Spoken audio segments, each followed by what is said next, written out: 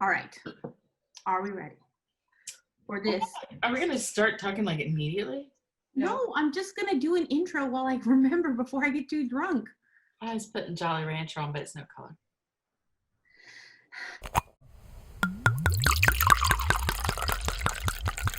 Hi, everybody. Welcome to this episode of Drunk Romance. My name is Lila Dubois. I'm Mary Carr. I'm Lexi Blake. And today on Drunk Romance, we will be discussing Lexi's book, Away With Me. But first... Wait, from me, not with me. What is wrong with you? God, Wow. Oh my God. Bloopers. Like, but the I whole don't thing remember is that it's my own fucking book. This, oh my God, my art is being dismissed.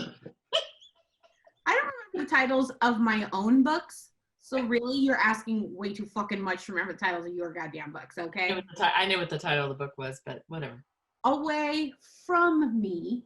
From, not with, from. Are you done? I am. You done? A little bit. Wait. From. Now I'm done. From. Not. If you wanted a panel of experts, you would have gotten somebody other than the two of us, man. What are we talking about? You mean you? We're the ones professional. talking about it. Okay. Let's first say, how long have we been drinking for? We have been drinking for 40 minutes. No, I started at 4. I've been going 3 hours. I've been drinking for about an hour. I pre-gamed way before this. Yeah. I tried to do my eye makeup, and as we can all see, that did not fucking work, so I probably just should have started drinking and You would stuff. do your hair on the side and do the Cyndi Lauper. It freaking works. Well, look, if you wanted your eyes to pop, they pop. I didn't want them to pop out of my head like I'm a crazy person. Like two disco balls. Around and around. No, we're honest. Best friends are honest.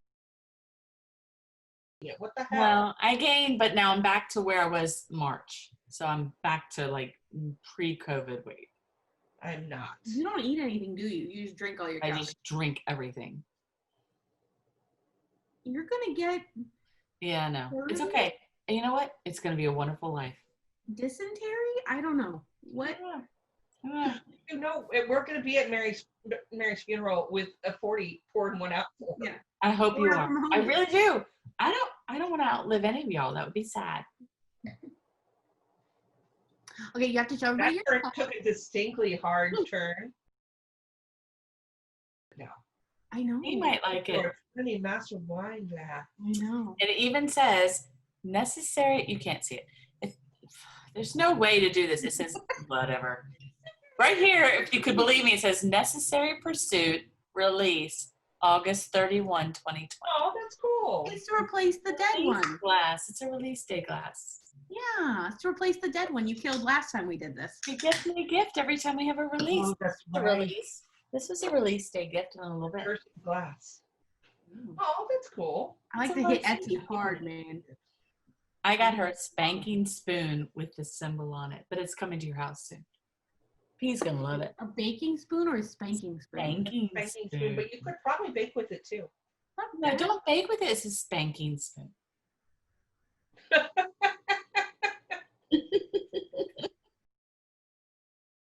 Whether or not any of the three of us would survive without our keepers / husbands. No, I would not. No, Yeah. I would have been dead a long time ago. I think I'd be in prison. I would be dead. I think I would be dead. Yeah, what would you be? I think that I would be. There's just so much joy Wait, somebody do could I handle. have my kids? I don't know. Do you? If I have my kids, no, I die. Okay. What if If I it? don't, though, I have probably made this female womanly compound where I would be there. Oh my God, it would be a cult. Oh my God, we would have a cult. Yeah, we have a cult of charcuterie boards. Now I'm sad that we don't have a cult. Like it's wine and charcuterie boards. Oh and my God. cocktails. Like I'll bring that bar with me, and Now I'm then depressed. watch movies, and that would be beautiful. But like, what if could we just like have like nightly imports of guys for like a couple hours for use? Well, we could have a little hut. Oh, okay. A hut. A hut's a good idea. Hut's good. I don't want to commit to the guys. Like, a hut's No, good. you We'll want let the hut go. look, If you don't, just go home and go to your room and want the guys to like mow the lawn and have sex with, and they've got a little hut, and they get beer, and they get burgers, and they get a little Xbox when they're not working on the lawn. Yes. That sounds fair. I think guys would go for that. Hashtag Lexi sex cult. Which I want to say is better than the one I'm watching on the Bow. So there. On the what? Wait, there's a sex cult show? Oh, it's We K and can start R. a true crime documentary, but here's the twist. No, a Okay, true go. crime podcast, but here's the twist. We commit the crimes. Okay, yeah, no, that's not going to go poorly at all. That is Okay. great. I kind of like what you said Yeah, my crime. Police aren't going to show up for anything. there. No, but then they'll be like, they couldn't actually have done it because who would make a podcast about crimes they're actually doing? Here's the thing. They would take a look at this and be like, those bitches can't do anything. Like, was there wine found at the scene of the crime? Then if there was not, then they are innocent. I will always be your alibi. And now that I've said that, you're always going to be guilty. Because she said you'd be your alibi. True. I'm sorry. I can't be your alibi anymore. I've already told the cops. I've already told the fuzz. It was me. Buzz. You told the buzz. Oh my God. We're like 800 years old. Jesus Christ. I had in my head 2 seconds ago what we were supposed to do next to actually make this show. Oh, okay. Lexi. Yeah. Tell us why you picked your book away from me, That's a hard question. the book that you wanted us to read. Okay, so the funny thing about this book is it's not my most popular book by any stretch of the imagination. It's probably one of my more controversial books, which I'm not that controversial, but this one it's got its lovers and it's got its haters. I picked it because when I started writing romance, this book encapsulated everything I wanted to do, which was play with the tropes that I knew, take them and turn readers' expectations on their heads. And, we're going to have to talk about the twist in this book. So spoiler alert, there's a twist. I wanted to take that. I love those old Harlequin and not even Harlequins. They were really silhouette desires that like Jane A. Krantz and Lynn Howard and they used to write. And I wanted to take that idea of the rich man's mistress who finally is like, he's never going to love me. Yeah. And she makes her play. And then, when he won't marry her, she walks away. Yeah. And so everybody thinks this is a secret baby book, which I love a secret baby book. That is not the secret. So that's why. And it's really funny because I can vividly remember this book is set mostly, it starts out in Dallas and then it's set mostly on this Caribbean island that's a BDSM play resort. It's really a sex club because it's not just BDSM.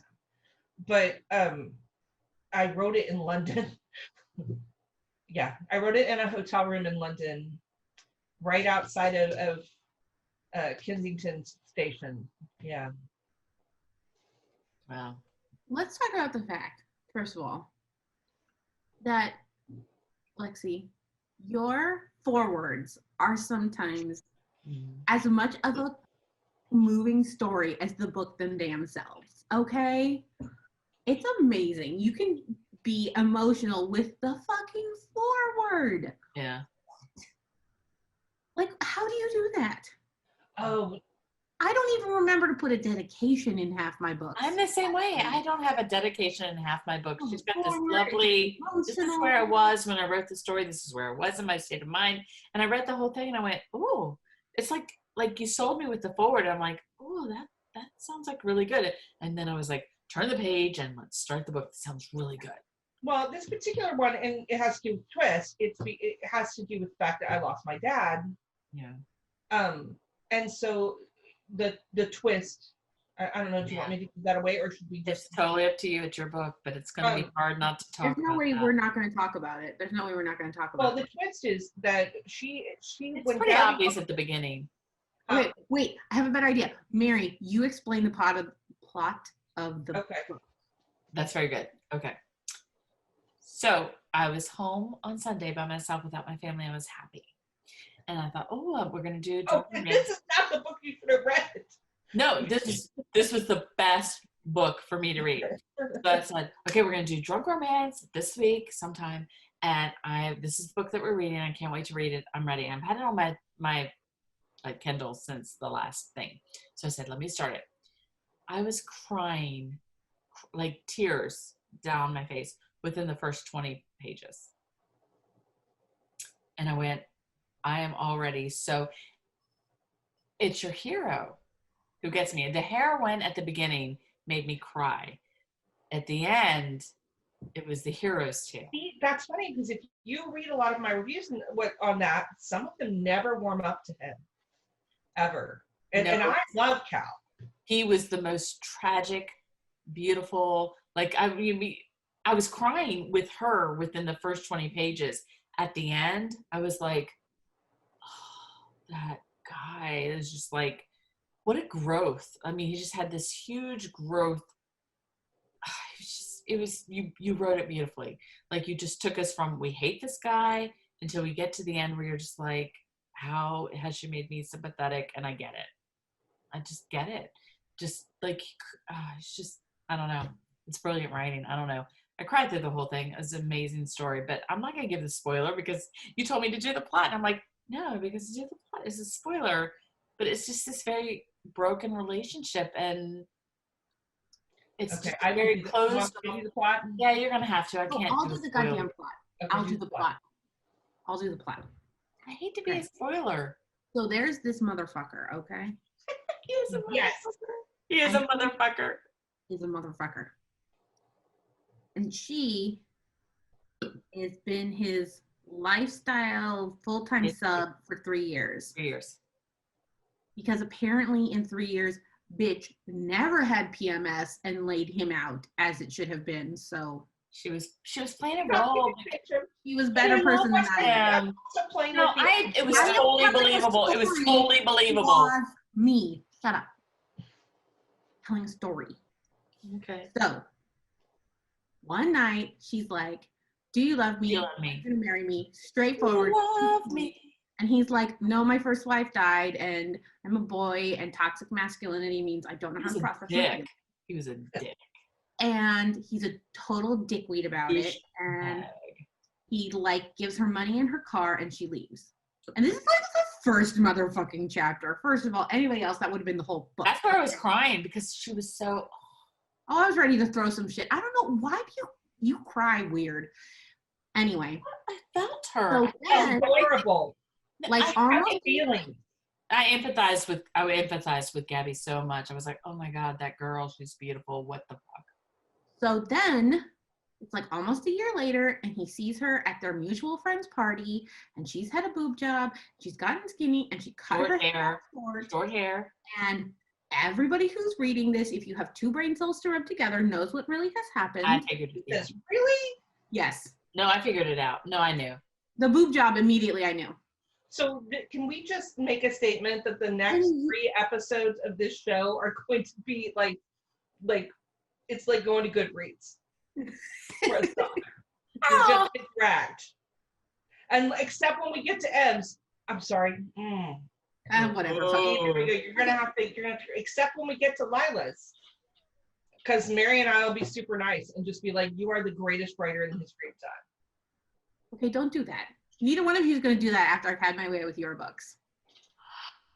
I'll ride them hard and put them up wet. Okay, so. I'm coming in. I'm going in. Then this motherfucker. So then he sees her and being a dum-dum is like, hey, what's your deal? And then she gives him a blowjob. It was closure. Remember, that was closure. And I believed it. No, it was all all completely. And then he was the biggest asshole on the fight. He was that was my biggest. favorite part of the fight. Everything he said cut through me like a knife, and I cried again. How dare you, sir? How He dare was an you? asshole. Anyway, then she goes back to her private island resort where she is the manager of this amazing sex club because Miss Lexi writes the best fictional sex clubs. Does. And the heroine is then- still, even after But all that, actually, is strong. Wait, I'm drunk. Wait. Because as he's like being a dick to her, he's like, oh, you're too skinny. And she's like, yeah, well, chemo will do that to you. Oh, And she fucking walks out. And I'm like, yes, bitch, walk.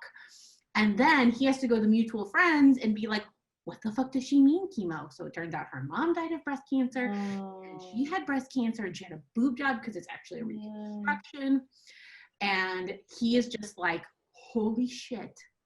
His reaction made me cry again. I would have beautiful. That's when I loved him. That was when I loved him. It was. He was taking care of her. And but she was like, whatever. We were just like doing this sex thing, and I'm out. So then, I loved him. Being a good romance novel hero, he's of course a billionaire. So he goes to her private island. There are so many of them. They need to be a billionaire. It's not worth your time. Yeah, he goes to her private island, which he has secretly bought controlling, owning interest in. So he's her boss. Of course. And then proceeds to force her to confront all of their feelings. And then there's some sweet BDSM scenes up in there, including the like everybody's favorite trope of spank you till you have feelings. And I could not have done the plot like you're doing. I think this is your job. Drunk romance, Lila. Anal sex is a way to release feelings. If you two would like to have me explain the plot of your book, you do the plot, and then we'll just do the emotions. See, that's another thing I wanted to do that I had not done up until that point, was I had read a lot of BDSM, and nobody ever said their safe word. So I liked the idea of that other Black moment being her actually saying her safe word. I cried there too. I cried through the whole goddamn book. I cried through the whole book. That part, everything you're saying, I'm like, oh, I cried there. No, this book tore me up in a beautiful way. So good, you guys. It's so good. I like to cry. Hate him, and then you love him, and then you're hella mad at her for being dumb and not saying something. She's not dumb. She's not dumb. No. F you, I will not say she was dumb. No. That's the fun. No, she's naive, but she also makes a lot of mistakes in that he tells her what he wants up front, and she decides that she can get what she wants out of him. No, but that's not dumb. No, that's not what that book's about. I'm sorry that you wrote it wrong. You did. Because if that's what you thought made her dumb, no. That's what made her human. And that every single thing about this read so true to me. And the way that you just captured like true human emotions. I mean, the whole book, I was just blown away. I did cry at all those parts you all just said. It was just, they were so real. They were so genuine. They were just people. I love any author who can write true people. They were real to me. I love a good groveling hero. Oh, he does in this one. He grovels. I love it. And then when they turn around and the next chapter and the hero's like, okay, I done my grovel and now I'm done and I'm going to take you in hand and get you in line because he needed some shit. She needed. He was dumb through a lot of it. That's what I'm talking about. He just couldn't get in touch with his own emotions. Because by the time he does, I thought he was brilliant. I just thought he was brilliant because I really bought the growth. Such a good because he kept thinking it was her problem, and it was like, oh shit, this is my problem. The funny thing is, I don't think I write that book today. Ooh, interesting. This was probably the, if you don't count everything I wrote before I started publishing, this is probably the, I want to say 4th or 5th book I wrote after I actually started publishing. I don't think I write it today. Why? What would be different? I think I would struggle with his reasoning. With that idea that he's so, like, what his wife who dies, you know, sent to him, and this idea that he was broken, so broken in the first place that she would think she could fix him.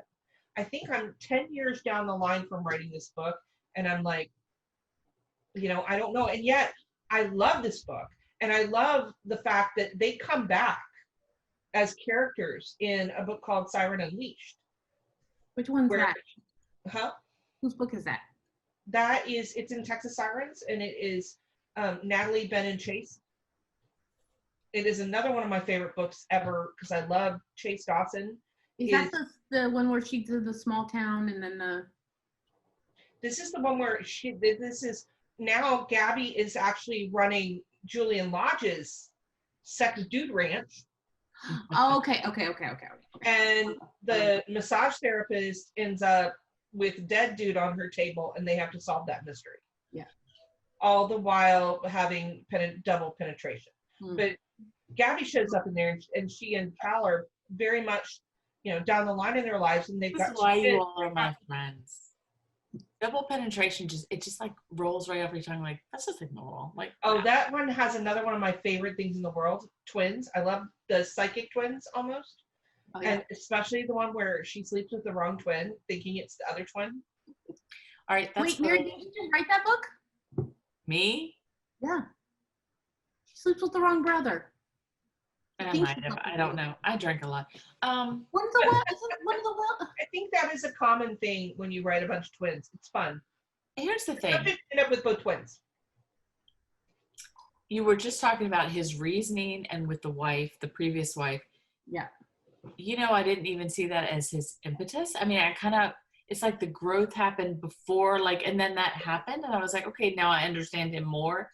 But I feel like his growth with Gabby happened before that, and then that just like solidified it. Do you know what I mean? I'm like, when we were talking about that, that was like with what happened with his first wife. I understand that, yeah, but yeah, this is a, and I'm playing off the idea of the Dom. He felt responsible for her. He did, and so he is the guy who has to be in control all the time. He then falls madly in love with her, but can't admit it. Mm-hmm. And she's perfect for him. She's truly his true love. Yeah. And yet she's not, because she's pretending. Because she's pretending. At the beginning, yes, that's why they fell apart at the beginning. But by the end, it's like it was so seamless. It's like they were broken at the beginning because they were both. He was lying about his feelings. She was lying about who she was. And then these people grow and evolve, and they have pain. And they have this horrible bullshit. It's just everything was brutal until the end, when they were forced to like look at each other and just say, and it's like they grew together. I'm sorry. You broke it. This is how the end of the book goes. And then they're forced to just go. I'm sorry, but no, I felt like it was seamless. But no, they were wrong at the beginning. And that's why it was so horrible. And that's why I cried. And then it was all this mishmash of horribleness until they got to the end, at which point they were meant to be together. They just were. They just grew together, and I don't know. I loved it. Oh, it was a great book. Okay, hold on. I took screenshots and circled some of my favorite quotes because I knew I'd be too drunk to remember. Oh my God. Well, now she's just showed me up. That's bullshit. I didn't know we were doing that. Whatever. I'm fine that you're an A+ student. Okay. It was a C, solid Okay. student. Some of these are funny and some of these are emotional. All right. This favorite quote number 1. Yeah, her girl parts were super stupid and they were firmly in control. I like that part. Okay, that is a theme that runs throughout all my books. I like that one. I remember that one. Yeah. I wish I'd done this. God damn it. Say this next time we're going to do it. Okay. And then it was, revenge wouldn't fix things and it wasn't her way. I circled it and wrote, but maybe. Because I would love to see the Lila Dubois reinvented version of this. oh my God, you guys, let's do that as a challenge next year. We each take somebody's book and rewrite it. I can't even read it. It'd be so fucking funny. End of every friendship. No, it'd be amazing. Okay. No, end of every friendship. Okay. This is the heroine. This is the heroine talking to a secondary character. You should be glad you live on an island, Jackie. You would be horribly murdered by the first serial I love that line. came along. I have a couple of friends who are like that. I laughed out loud on that one. You would be horribly murdered. I have a friend who they call Dateline because they keep expecting her to show up. Guys, I'm honestly worried that might be me. Like She my has been a character in one of my books. I do believe I called her Dateline in that book, Sarah, and it's Enchanted. Yeah. We're all most likely to be killed by a serial killer. You are gonna die. You're gonna die. All right, and then this was my favorite line, and this is the hero, and this was when I was like, oh, God, I love you so much. Oh. Like I love you when he was groveling, but this was it. This is what did me in. This is him talking to the heroine. I would have stood by you. I would have taken care of you. Damn it, it was my right to take care of you. It was his right. He really believed that. And I believed that. And that's by the end. That's not even like the climax. He says even better stuff at like the real. Oh, way better at the end. Way better at the end. But that was like that's like. It was like, you knew him by that point in the book. You knew him well enough that you knew that was his mindset. Like it's like you totally got him by then. And you're like damaged and like you're like emotionally like but that's not in touch with your emotions. But when he said that, it's truly what he believed. He's like, this was my right to take care of you. He felt guilty that he was an asshole, because it would have been one thing if he was like, damn, she got sick and I should have taken care of her. I should have done this. But when he's like, it was my right. It was my right to take care of you. And like, I'm like, that's love. I don't care what's mine. It's just dumb. It's just who he was. And that's love. When you're like, you feel like it's your right to take care of somebody in their dark moment instead of, oh, I should because it's the right thing to do. It's my right. Yeah, but when you take, I really do deeply believe this. I think this is another thing that goes through a lot of my books. The fact that our dark times define us as much as our light times. To take away somebody's right to take care of you in the bad times is a betrayal in a lot of ways. And I think that you see this throughout. You see people sacrificing. I wrote Small Town Siren for one reason and one reason only. And this was the first book I published because I wanted you to get to the end of that book when the heroine tries to sacrifice herself, which we've seen it time and time again. She says all these awful things to the hero because she's going to save him. And he looks at her and says, no. Yes. I'm not going to walk away. Mm-hmm. And he's like, you might not love me enough, but I love you enough for all of us. I wanted to play with that classic idea of the heroine or the hero sacrifices for the other person by pushing them away, and how the other character just say no. Yeah. Not going. No. I'm not going. I'm not going. That's what I would say if Pork ever tried to divorce me. No. Sorry about your bad luck. You're stuck with me, my cray. Sorry, baby. 30 years in, my poor husband's been crying for 30 years. Despite the your legal fees. I'm just telling him that he knows that if we ever break up, it's because he's 6 feet in the ground somewhere. Oh my God. You two better alibi my We're ass. never, ever, ever supposed to, like, Margarita told me that you're never supposed to admit that. Oops. Sorry, Margarita. Well, I'll text her. Text right now. I told you my husband, I know I've told you all this story a million times, and this is why my husband's my true love. It's those middle years. I mean, we've been married for 30 years, and there were probably those really hard, like 10 years in the middle, and I just kept looking at him going, 8 years.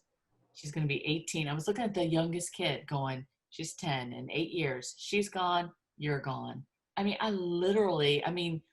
we just went through hell for years, just like I remember your dark time. Remember that? I kept going, 7 years. She's gone. You're gone. 6 years. She's gone. You're gone. Like, I'm going to be free. We're going to raise our children and this is over. And I don't know what it was, probably, she was like, we were probably 4 years from the end, and we're sitting in this stupid fast food restaurant, and we're talking about retirement and what we're going to do when we grow old. And I looked at him and I was just like, yeah, I think maybe, yeah, like we're going to retire together. Like, yeah, we're going to grow old together. And I'll never forget, he looked at me and said my real name. And he said, I was always growing old with you. So I was saying these hateful things to him for years, like, she's gone, you're gone. She's gone, you're gone. And he's like, I was always growing old with you. And he never, and then I looked at that and I was like, you never said back to me what I said to you, because I'm a bitch and you're lovely. But he's like, I was always growing old with you. It's like the most beautiful line. Fucking I romantic. will never get that in a book, I guess. But Well, that's because real romance doesn't take place. real romance is not going to be a horrible, bitchy wife for 5 years going, she's gone, you're gone. That it really is. And the love story in that is that he endured that. Yeah, And I assure you, you endured crap from him. yeah, it's a real marriage. We just Real- like, it's a marriage. when she's going, you're gone, I can't do this. But he's like, Marriage, we're not. And It's I hard. worry in some ways that maybe we set up people. And I hope that they understand that marriage is work, and it doesn't just, you don't get to this happily ever after and never have another problem True. in your life. And sometimes it's also not this lightning bolt that hits you when the person walks in. It took 12 years of my husband pursuing me for me to decide, okay, I might give that a shot. Okay. We were 10 years in the middle of a marriage before I looked at him and went, yeah, I think I'm going to live with you for the rest of my life. 10 years. I mean, it literally was a 10 in the middle. We were married for 10, pretended to be happy. 10, like, and the last few years have been bliss. He's my. Meanwhile, Lila is like, I screwed him. She's got young children and she's tired. And I'm telling you, that's when you hate your husband. When you are young and you're tired. Yeah, no, but I definitely screwed him within several hours of meeting him in person. I love your met him story. You were kind of a years. I made that man wait. But, now I would also those middle years are rough. I was, I think, 12 when we met. So no, I was younger. I was 10. Oh, you were a baby. No, I was 10. We got married when I was 22. So we got married when I was 10. 21. So it's probably good. I did not. He was also 10. You were older. You were also older. I mean, not to say we were of a different generation, Lexi, but I was 21. I got married at 21. So no, but there is a lot of that youth. I mean, my daughter's 24. She is nowhere near ready to be married. And I think that was a lot of that. I've been really into rereading paranormal series, the first person ones that are 15 books long at this point. And I especially love the ones where, by book 4, the hero and heroine get together, because those authors have been forced to follow a marriage through trials. Admittedly, the trials are like a zombie apocalypse, but don't follow the zombie apocalypse. Married. And that, I think, I wish that in romance as a genre, we could write a book where we take a couple and we follow them for 10 years. We don't do that. We don't do that. We don't have the opportunity. I read an urban fantasy where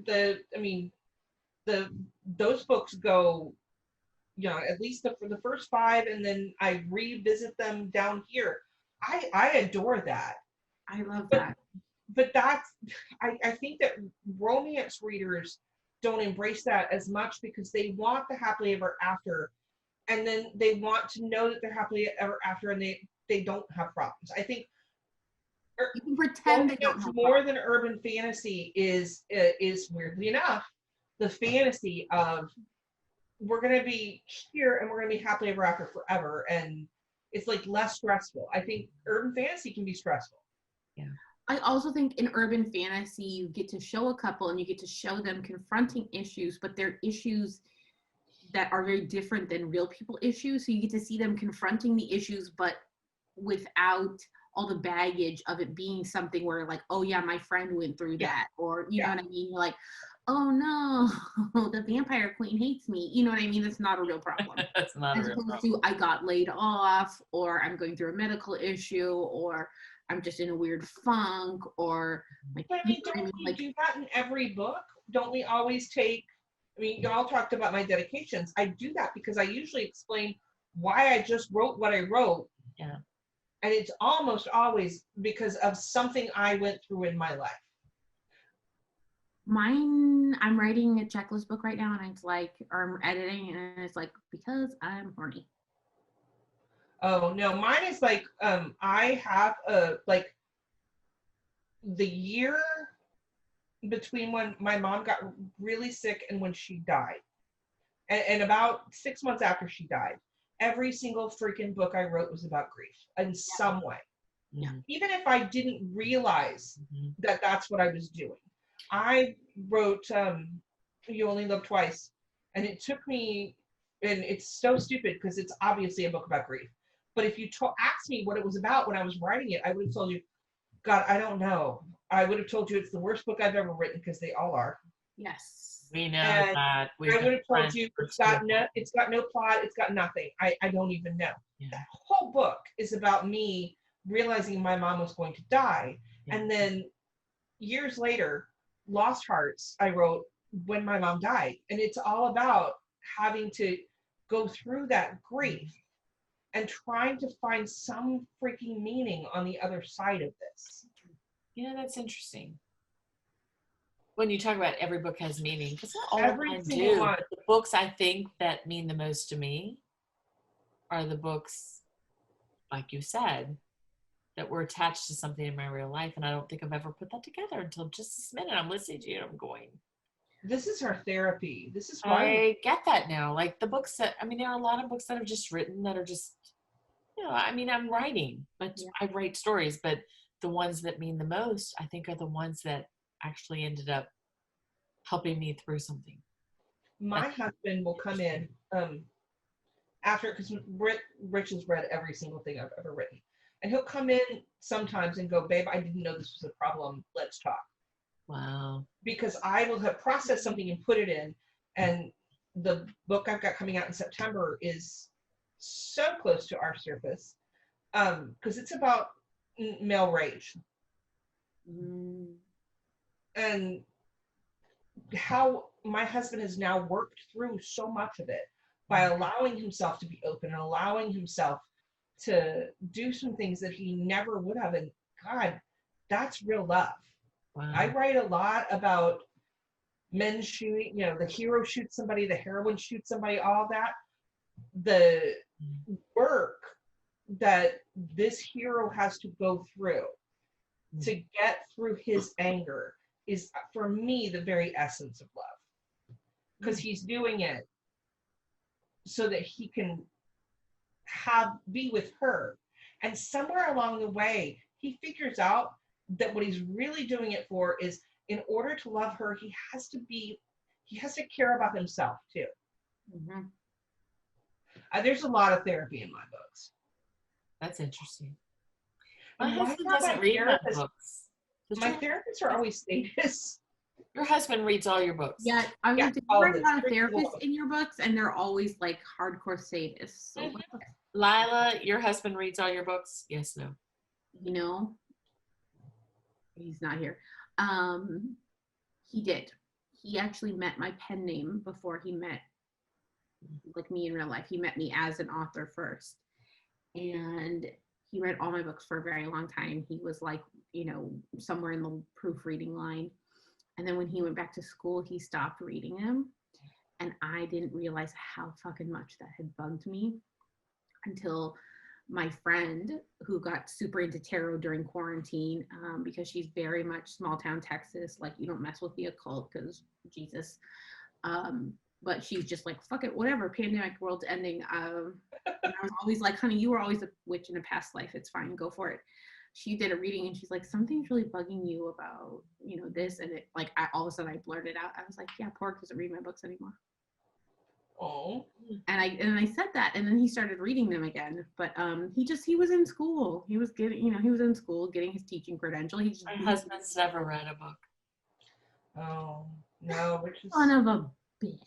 No, Richard read the books if that he's I done it in secret, there was one. He said, "Give me one that you think I should read," and I gave him one. He got halfway through it and he went, "I had to stop reading that book.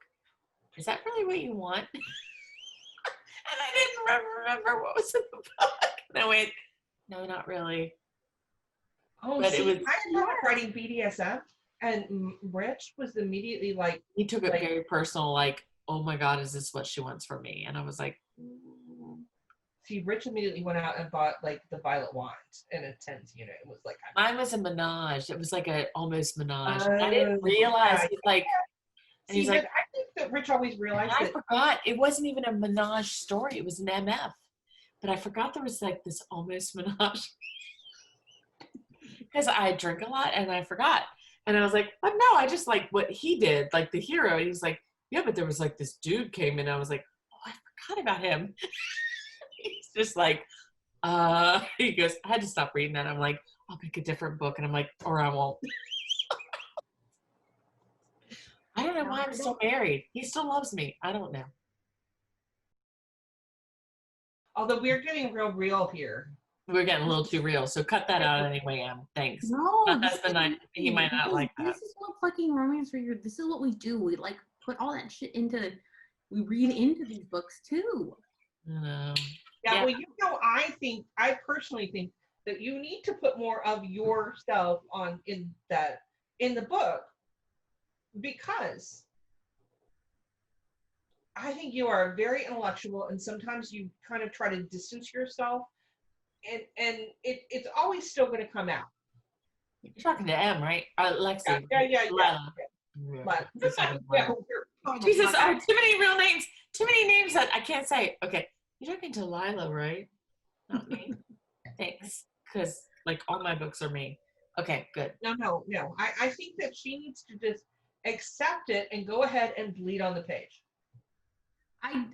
You're gonna read. I'm gonna make you guys read Vienna, and I definitely did. And I had a lot of. I read Vienna, and I was just going to say, I think you did.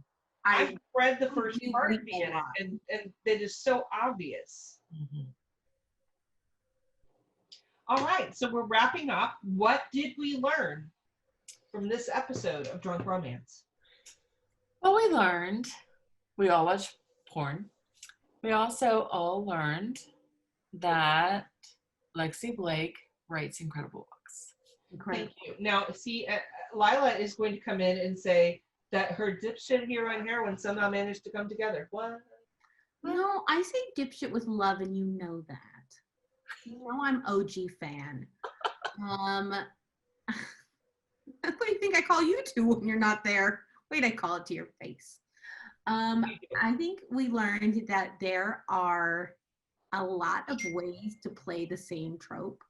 Like, I love that this wasn't a secret baby book, but it's the same general premise. I love that. And I do still think that you write some of the best,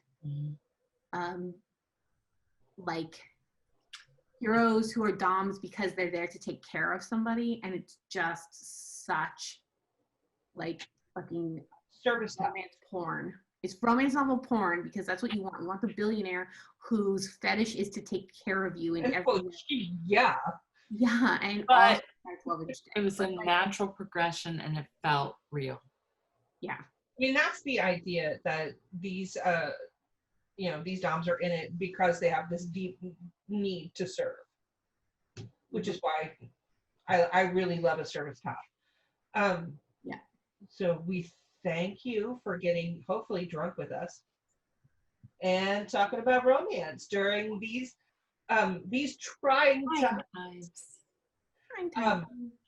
Look for it. There's wine.